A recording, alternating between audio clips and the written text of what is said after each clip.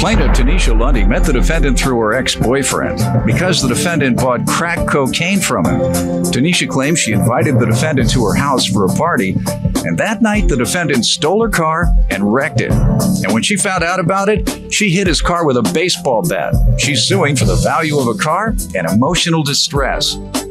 Defendant Aaron Blakely admits he used drugs, but insists he's been clean for 8 months. Aaron says that he took Tanisha's car, but only because his mother was having a medical emergency. He's countersuing because he claims Tanisha vandalized his car and his home. Start with you. Okay, I met Aaron in 2008 through my ex-boyfriend, which Aaron used to buy crack cocaine from my ex-boyfriend, and I still was his friend because I don't judge people by that because he never did anything to me or whatever. But let me just ask you, did you suspect that maybe at some point, if you were good friends, that maybe a crackhead might cause you some problems in your life? No, what happened was... Right. Hold on. Yes, sir. Your Honor, I'd like to say that I've been clean and sober for quite some time now. Okay, how long? Exactly 8 months. Okay. In addition to that, I belong to what we have in our complex, the Center for Community Empowerment.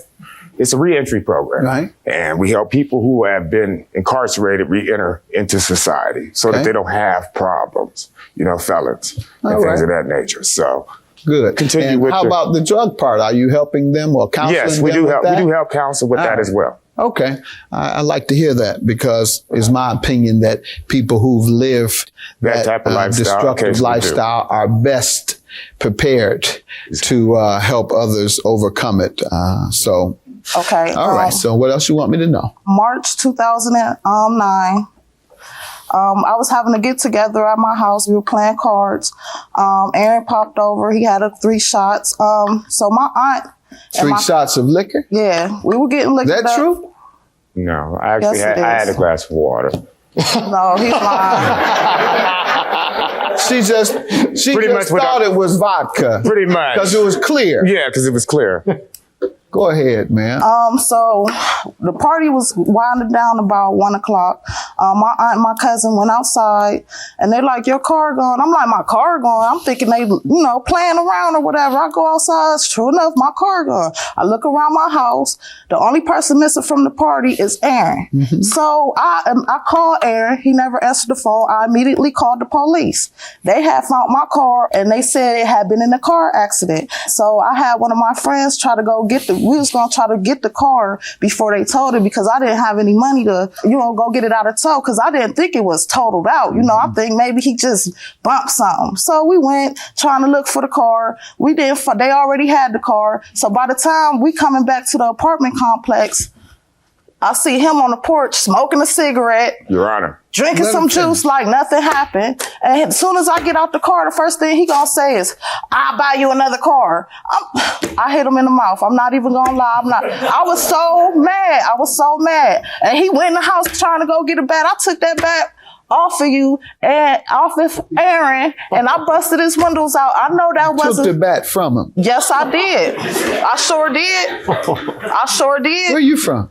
Youngstown, Ohio, sir. Youngstown? Youngstown, where you visit quite frequently. Yeah, it's kind of tough, but not quite as tough as warm. I spent a couple summers there. But not quite as tough as warm. My cousins own Earl's upholstery shop. What part of town you all from? East side. I'm actually from Cleveland, Ohio, but I moved down there to help my dad out. To help my dad out because my dad, is sick or whatever. To protect him. to provide security for your dad. Go ahead, sir. You tell me about this. Actually, sir, I've known the defendant for quite some time. I went to the defendant to ask for some help. My mother had a medical emergency. I've borrowed her car on occasion, and I needed a ride to get where I needed to go. I've asked her for rides. In addition to that, when I got to her house, she was having that big get together, but she has them quite frequently. She has them like 2 to 3 times per week, even while she was in school. That's why she didn't make most of her classes. But in addition to that, there was a problem that I couldn't pull her off to the side to say that I had. There was an individual already within the confines of her car. taking off with the car. And I said, well, I need a ride. I said, I'm going to leave her a note, which I did. I left her a note explaining exactly what I was going to do. I said, I apologize, but I got to go see my mother. She's had a medical emergency. My mother has epilepsy.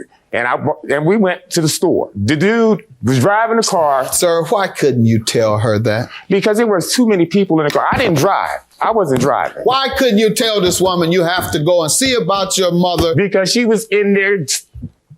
Tanisha also chews cocaine. She was at the table shooting cocaine with her friends.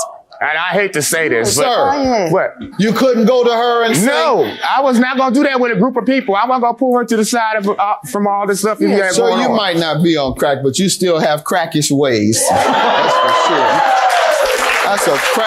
That's a dope fiend move. That's a dope fiend move and a dope fiend explanation, sir. You're going to take the woman's car without permission. I didn't take the car. And the reason you you knew that you were getting in the car without permission to use it. I didn't know anything. Why did you feel that? Your Honor, the police escorted me down there to get my keys from Aaron, so how didn't he take my car? And my other question, sir, why would you volunteer to fix it if you had nothing to do with damaging it? Fix what? I didn't say that I had anything to do with damaging it. What did you do? The individual that was driving the car, I took the keys from. Why? Because of the fact that I realized that they were intoxicated. And how did that cause the car to be totaled? After the course of time that I took the keys from the car, I ended up having to drive. I drove to Miss Tanisha Lundy, who kept on calling me up and calling me up and calling me up on the phone during the course of time that we were coming back. Did you wreck the car? The car was wrecked. And you did it? Yes.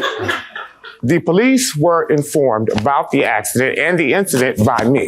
I have a police report here. Is this before or after she came to your house and beat you After she came to my house. This is after she came and beat you with a bat.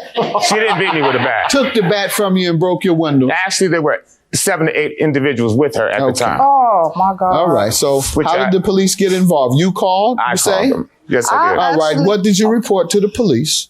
Would you like the police report? Yes, let me see it. You tell me, though, what you reported. What did you tell them? I told them that she was a friend of mine. I went to see about borrowing the car and seeing if I could get where I needed to go. I told them exactly what had occurred.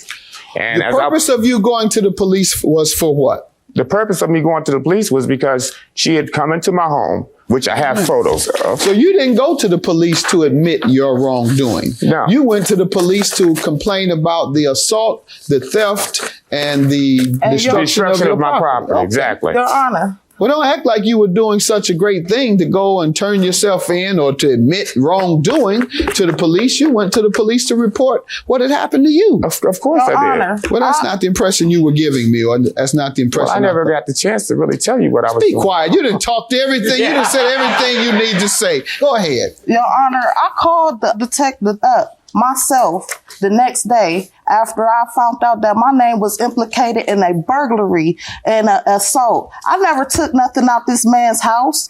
I got my own stuff. And so I admitted to busting the windows, and I told the detective that I'll pay for the windows. Let's get to the value of your car before I allow him to pursue his counterclaim for this property and the medical bills. I wasn't able to get an estimate of the car What type and year was it? 95 Ford Taurus. And you're asking for how much? $2,000. All right, that's reasonable. And emotional distress is for what? Because after he took my car, that's my way of getting around to school, back and forth. I have to take my daughter to daycare, to the doctors or whatever. And I had to pay people to take me around. Not to mention the stuff that was in the car that I can't get back because he won't go downtown to get the ticket. Okay. I have fishing equipment, and that stuff costs a lot of money. You know what I'm saying? That stuff has sentimental value to me. All right. Let me hear from you, your counterclaim, sir. You've told me some of it. She damaged your property by breaking the windows. She damaged my property by damaging my windows. I also had and suffered emotional distress because I'm not from the projects. I'm from Warren, Ohio. I'm not from Youngstown. I stayed there temporarily because of the simple fact that I'm on disability. In addition to that, I'm trying to get back in school and trying to find a job. I don't like getting disability. The damages that I inflicted from the fact that she came into my house and she knows everyone in the projects because everybody's been to her house to these parties that she has is causing me some type of distress because I don't really know anybody out there. And these people were all coming to my house, and I don't know who they were. Oh, no, and at any point in time, anything could happen. I could show you pictures of the damages that she did as well. All right, the door, what am I supposed to see in the door? The door, if you look at the door, the bottom was like kicked at, and the windows, if you look, there's a picture of the apartment next to mine as well as my apartment. Mine is boarded up. It's been boarded up for like it's been boarded up for like 2-3 months. And I did that. I see some damage to the wall. I did that. There's also how much you asking for your damaged property? The damaged property, there's $400 of worth of damage to the windows. Your medical bills, sir? Unfortunately, I can't get the medical bills. I'm on Medicaid, and I can't get them until they You don't know how much? It's not costing you anything? Yeah, it's going to cost me something. You just said you're on Medicaid, and it won't. No. If you know anything about Medicaid, Medicaid does not pay for everything. Okay, so show me what part it's not paying for. I don't have that part. Well, if you know anything about court, you bring your evidence in.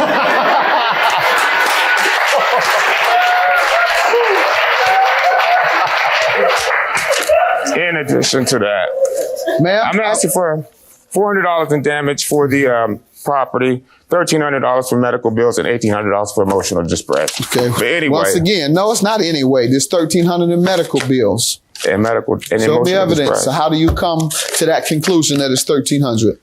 Because of the simple fact that I had to go to the emergency room 3 times. I still have pain in my shoulder. That's what I'm saying. Are they charging you though? Yes, they charge me for that. How much? I'm not sure of the exact amount, well then sir. You can't get a judgment until you become sure.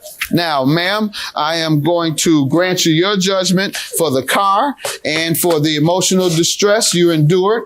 I also have a witness, suing. All right, I'll listen to your witness, but I'm not going to listen to anything else you have to say. With regard to your emotional distress, I'll grant that. That should have caused you emotional distress for someone to do all this to you. And by your actions, taking that bad and all that other stuff, you were certainly distressed. If you want to come up, state your name. I'm Vincent Turner. What do you want me to know?